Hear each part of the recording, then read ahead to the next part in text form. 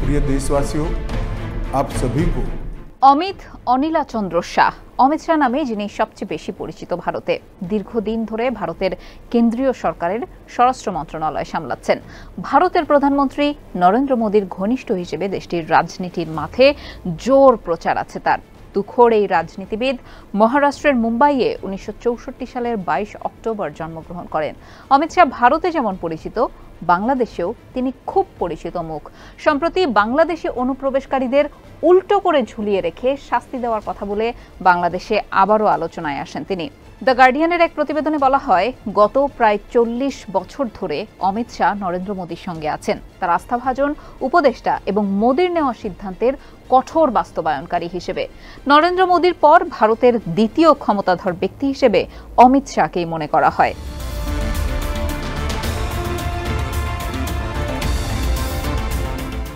অমিত শাহর জন্ম ও বেড়ে ওঠা ব্যবসায়ী পরিবারে। তার শৈশব কাটে মুম্বাই এবং পরে গুজরাটে। ছাত্রজীবন থেকেই তিনি রাজনীতির প্রতি আকৃষ্ট ছিলেন। শাহ গুজরাট বিশ্ববিদ্যালয় থেকে বায়োকেমিস্ট্রিতে স্নাতক ডিগ্রি লাভ করেন। তার ব্যবসায়িক পারিবারিক পটভূমি এবং তার প্রজ্ঞা তাকে ভবিষ্যতের রাজনৈতিক ক্ষেত্রে শক্তিশালী কৌশলগত দক্ষতা তৈরি করতে সহায়তা করেছে।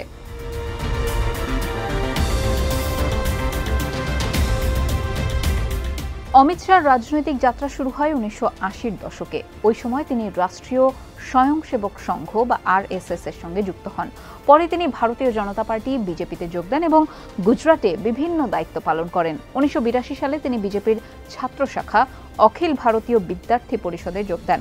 তার রাজনৈতিক দক্ষতা ও সাংগঠনিক সক্ষমতার কারণে তিনি অল্প সময়ের মধ্যেই দলের মধ্যে পরিচিতি এবং জনপ্রিয়তা পেয়ে যান।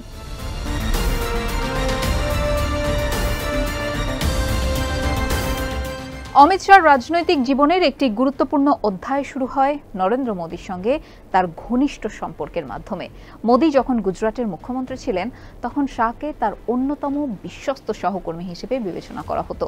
শাহ 2002 থেকে 2010 সাল পর্যন্ত গুজরাটের স্বরাষ্ট্রমন্ত্রী ছিলেন এবং রাজ্যের আইন শৃঙ্খলা ব্যবস্থার উন্নয়নে গুরুত্বপূর্ণ ভূমিকা পালন করেন। ওই সময় তিনি মোদীর নির্দেশনায় কাজ করে গুজরাটের রাজনৈতিক এবং অর্থনৈতিক পুনর্গঠনে সহায়ক হন। গার্ডিয়ান বলছে, অমিত শাহ এবং নরেন্দ্র মোদী প্রথম দেখা করেন 1980-র দশকে, যখন তারা হিন্দু জাতীয়তাবাদী দল বিজেপির সাধারণ কর্মী ছিলেন। ভারতীয় রাজনীতির পাদদেশ থেকে শীর্ষে ওঠার পথে গত 40 বছরে তারা একসাথে পথ চলেছেন। তাদের জীবনের পথচলা একে অপরকে ছাড়া যেন কল্পনা করা প্রায় অসম্ভব।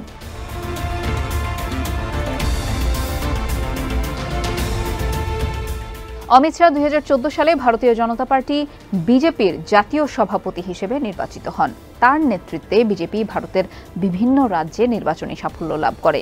শাহর সাংগঠনিক দক্ষতা ও কৌশলী রাজনৈতিক চালের ফলে বিজেপি 2014 এবং 19 সালে সাধারণ নির্বাচনে বিপুল সংখ্যাগরিষ্ঠতা নিয়ে ক্ষমতায় আসে।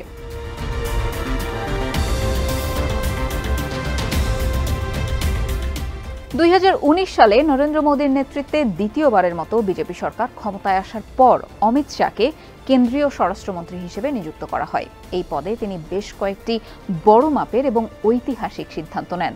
তার মন্ত্রিত্বের সময়ই জম্মু ও কাশ্মীরের বিশেষ মর্যাদা আর্টিকেল 370 বাতিল করা হয়, যেটা আর্টিকেল 370 নামে পরিচিত, যা ভারতের রাজনৈতিক ইতিহাসে অন্যতম বড় পদক্ষেপ হিসেবে বিবেচিত হয়। কাশ্মীরের পুনর্গঠন এবং লাদাখকে আলাদা কেন্দ্রশাসিত অঞ্চলে রূপান্তর করার সিদ্ধান্তও তার মন্ত্রিত্বের অধীনেই নেওয়া হয়। এছাড়াও নাগরিকত্ব সংশোধন আইন CAA 2019 সালের আরেকটি বিতর্কিত সিদ্ধান্ত, যা অমিত শাহর নেতৃত্বে গৃহীত হয়। এই আইনের মাধ্যমে প্রতিবেশী দেশগুলোর অমুসলিম শরণার্থীদের ভারতের নাগরিকত্ব দেওয়ার বিধান রাখা হয়েছে। এই সিদ্ধান্তের ফলে দেশের বিভিন্ন স্থানে আন্দোলন ও প্রতিবাদ দেখা দিলেও শাহ আইনটির প্রয়োজনীয়তা ও বৈধতা নিয়ে দৃঢ় অবস্থান নেন।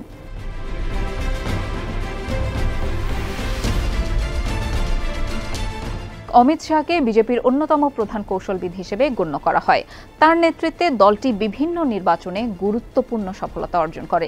শাহর দক্ষতা এবং তৃণমূল স্তরে দলের শক্তি বাড়ানোর ক্ষমতা তাকে দলের ভেতরে এবং বাইরে একজন প্রভাবশালী নেতা হিসেবে প্রতিষ্ঠিত করেছে। তার নেতৃত্বেই উত্তরপ্রদেশ, আসাম, বিহার ও অন্যান্য বেশ কয়েকটি রাজ্যে বিজেপি ক্ষমতায় আসে।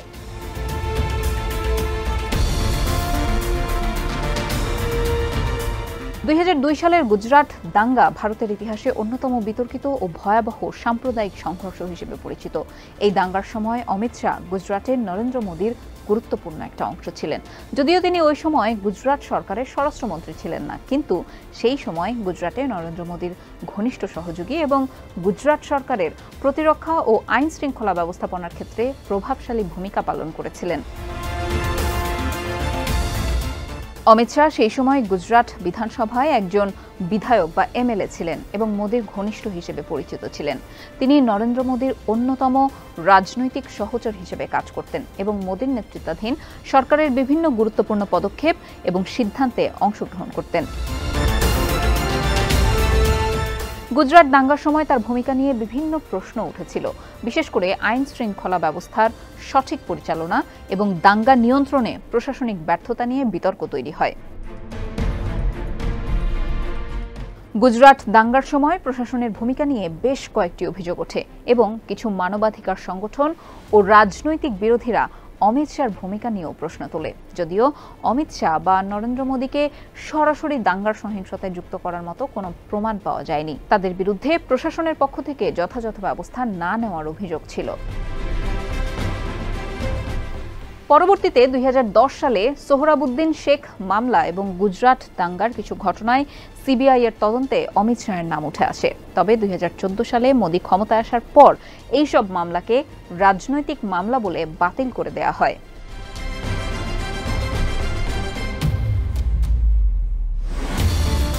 অমিত শাহ তার রাজনৈতিক ক্যারিয়ারে বাংলাদেশ ও মুসলিম বিদ্বেষমূলক কিছু বক্তব্যের জন্য বিতর্কের মুখোমুখি হয়েছেন। বিশেষত অবৈধ অভিবাসন এবং নাগরিকত্ব সংশোধন আইন নিয়ে তার মন্তব্যগুলো বাংলাদেশ ও মুসলমানদের মধ্যে একটা উদ্বেগ সৃষ্টি করেছে। অমিত শাহ বিভিন্ন সময়ে বাংলাদেশ থেকে আসা অবৈধ অভিবাসীদের উইপোকা বলে আখ্যা দিয়েছেন। 2018 সালে পশ্চিমবঙ্গে একটি জনসভায় তিনি বলেন, বাংলাদেশ থেকে আসা অবৈধ অভিবাসীরা ভারতের নিরাপত্তা এবং অর্থনীতির জন্য ক্ষতিকর। তিনি ঘোষণা করেন যে বিজেপি ক্ষমতায় এলে এই অভিবাসীদের চিহ্নিত করে উপযুক্ত পদক্ষেপ নেওয়া হবে। এর পাশাপাশি আসামের এনআরসি অর্থাৎ জাতীয় নাগরিক পঞ্জি প্রক্রিয়া এবং নাগরিকত্ব সংশোধন আইনের মাধ্যমে বাংলাদেশ থেকে আগত অমুসলিম শরণার্থীদের নাগরিকত্ব দেওয়ার বিষয়টিও তার বক্তব্যের কেন্দ্র ছিল। মুসলিমদের নিয়ে শাহর বিতর্কিত মন্তব্যের মধ্যে নাগরিকত্ব সংশোধন আইন এবং জাতীয় নাগরিক পঞ্জির ওপর জোর দেওয়ার বিষয়টি সবচেয়ে বেশি নজরে আসে। তিনি বারবার বলেন যে সিএএ মুসলিমদের ক্ষতি করবে না, কারণ এটি শরণার্থীদের জন্য। কিন্তু তার এই আইনের প্রেক্ষিতে মুসলিম সম্প্রদায়ের মধ্যে ভীতি এবং উদ্বেগ সৃষ্টি হয়। শাহর বক্তব্য মুসলিম অভিবাসীদের বহিষ্কার করার প্রতিশ্রুতি এবং শুধু অমুসলিম শরণার্থীদের জন্য নাগরিকত্বের সুবিধা দেওয়ার প্রতিশ্রুতি উঠে আসে, যা অনেকেই মুসলিম বিদ্বেষের প্রতিফলন হিসেবে দেখে থাকেন। অতি সম্প্রতি শাহ বাংলাদেশি অনুপ্রবেশকারীদের উল্টো করে ঝুলিয়ে শাস্তি দেওয়ার কথা বলেন, যার আনুষ্ঠানিক প্রতিবাদও জানিয়েছে বাংলাদেশ। ভারতীয় গণমাধ্যম দ্য টেলিগ্রাফের প্রতিবেদনে বলা হয়, রাজ্য বিধানসভা নির্বাচন সামনে রেখে গত 20 সেপ্টেম্বর ঝাড়খণ্ডের সাহেবগঞ্জ জেলায় আয়োজিত সমাবেশে বক্তব্য দেন অমিত শাহ। সেখানে তিনি বলেন, আমি আপনাদের সবাইকে ঝাড়খণ্ডে বিজেপি সরকার গঠনের জন্য আবেদন জানাতে চাই। আমরা প্রত্যেক বাংলাদেশি অনুপ্রবেশকারীকে উল্টো করে ঝুলিয়ে সোজা করব। এদিকে মাস কয়েক আগে হওয়া লোকসভা নির্বাচনের আগে বিজেপি নেতারা অভিযোগ করে বলেছিলেন, সাঁওতাল পরগনায় আদিবাসী জনসংখ্যা কমছে আর ক্রমেই বাড়ছে বাংলাদেশি অনুপ্রবেশকারীদের সংখ্যা। এই অভিযোগেরই পুনরাবৃত্তি করেন অমিত শাহ। তিনি বলেন, এই জমি আদিবাসীদের, কিন্তু এখানে অনুপ্রবেশকারীদের সংখ্যা বাড়ছে। আদিবাসীর সংখ্যা 44% থেকে 28% নেমে এসেছে। যেহেতু অনুপ্রবেশকারীরা জেএমএম, কংগ্রেস এবং আরজেডির ভোট ব্যাংক, তাই এখানকার সরকার জনকল্যাণের পরিবর্তে অনুপ্রবেশকারীদের কল্যাণে নিযুক্ত রয়েছে। উল্টো করে ঝুলিয়ে রাখার কথা তিনি এর আগেও বলেছেন। টাইমস অব ইন্ডিয়ার প্রতিবেদনে বলা হয়, গত মে মাসে পশ্চিমবঙ্গের বীরভূমে এক সমাবেশে অমিত শাহ বলেন, সন্দেশখালীর অত্যাচারীদের উল্টো করে ঝুলিয়ে ঠিক করা হবে এবং তাদের কারাগারে পাঠানো হবে। ভারতীয় সংবাদ মাধ্যমটি জানিয়েছে, গত এপ্রিলে পশ্চিমবঙ্গের আরেকটি সমাবেশে শাহ বলেছিলেন, লোকসভা নির্বাচনের পর এখানে বিজেপি সরকার গঠন করুন, আমরা মমতা দিদির গুন্ডাদের উল্টো করে ঝুলিয়ে ঠিক করব। এনডিটিভির এক প্রতিবেদনেও অমিত শাহ উল্টো করে ঝুলিয়ে রাখার বক্তব্য উঠে এসেছে। এতে বলা হয়, পশ্চিমবঙ্গের নির্বাচনী সমাবেশে তিনি বলেন, মমতা বন্দ্যোপাধ্যায় মা, মাটি, মানুষ স্লোগান নিয়ে ক্ষমতায় এসেছিলেন। সন্দেশখালিতে যা অত্যাচারের শিকার মাটি বাংলাদেশি অনুপ্রবেশকারীদের দেওয়া হয়েছে এবং দুর্নীতির কারণে ভুগছে। বিজেপিকে ভোট দিন আর মমতা বন্দ্যোপাধ্যায়ের গুন্ডাদের উল্টো করে ঝুলিয়ে ঠিক করা হবে। অমিত শাহর এই ধরনের বক্তব্য ভারতের অভ্যন্তরীণ রাজনীতিতে এবং দক্ষিণ এশিয়ার প্রতিবেশী দেশগুলোর সাথে কূটনৈতিক সম্পর্কের ক্ষেত্রে বিতর্ক ও সমালোচনা সৃষ্টি করেছে।